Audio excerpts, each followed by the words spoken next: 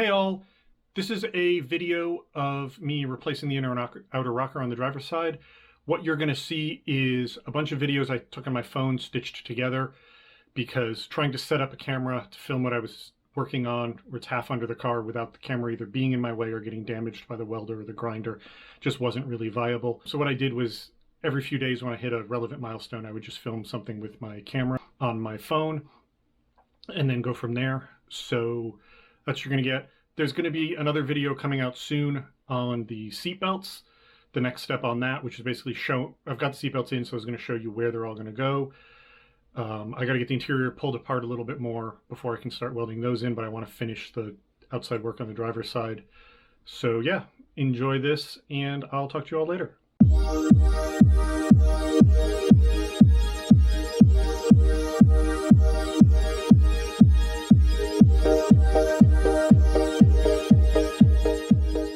Crunchy in there, so I'm gonna have to replace the back to about here, and then a bunch of this corner has rust perforation, so I'm probably going to rebuild this whole corner in a way that reduces its ability to rust, get rid of these gaps that are letting water in, that kind of thing. I have the outer rocker, which is why I just hacked it right off. That's down here to replace that, but unfortunately the inner stuff I'm gonna have to fabricate from scratch. This reinforcement panel you can see is also pretty nasty, but I'm going to get it done. I mean, whatever. I knew I was going to have to fix rust sooner or later. I just happened to find it sooner rather than later. All right, here's basically where I am with the rocker right now, which is I had to treat the inside of these three, the third one is that little hole over there, braces to try and minimize the rust in them, because basically the reason this rocker was as rotted as it is that this brace has there's a little hole back here that would allow water and crud to get in that would end up down here and settle in right up against the rocker and just sit there. So it just rotted out the rocker, and then once it was starting to rot in this area and more moisture and water could get in, it just continued. So that's basically what the issue is. So I've run a ton of evapo-rust, this stuff, through there to try and dissolve as much of the rust as possible. That's why you're seeing bare metal here. It's because here's my setup. I literally have a Harbor Freight fountain pump in a tub of evapor-rust, and I would just stick the hose up in there, turn the pump on, and just let it gush back out for, I think each one got like at least 6 hours of that. So they're as derusted in there as I basically can get them, because I can't get anything major in there. Now, they still have some chunky bits of rust in there. The next step is going to be to get in there the best I can with a wire brush and scrape as much of that out, and then I'm going to treat it with metal prep. Basically, if you've ever heard of OSFO, this is the same stuff. What it is you spray it on surface rust and it turns it black. I've actually done a quick coat here. That's why this is black rather than rusty color over here. Same with like this stuff. I'm going to go in here with brushes and put as much Master Series in as many places as I can, especially in this front area, and then spray paint as deep in there and basically flood this area with paint. Just want to show the finished work on the inner rocker. Got a big patch there, plus that support was missing, so I made up this panel with a dimple die to give it some strength, tied that into the support into the bottom here.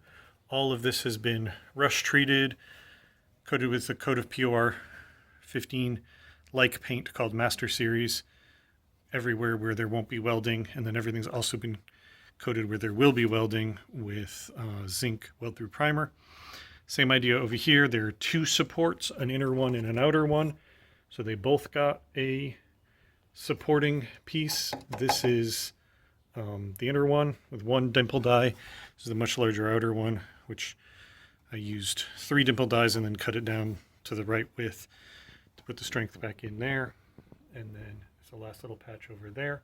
That hole in the center there, and there's holes in the other two you can't see anymore, are because I sprayed the inside of the supports with cavity wax to hopefully prevent it from rusting in there and rusting through again. I have got the rocker installed and the top is completely welded up. You can see it's welded all in here. If you look very carefully, you can see my welds that have been ground down. The plan is to just put a very thin skim coat of Bondo on here just to hide those slight imperfections.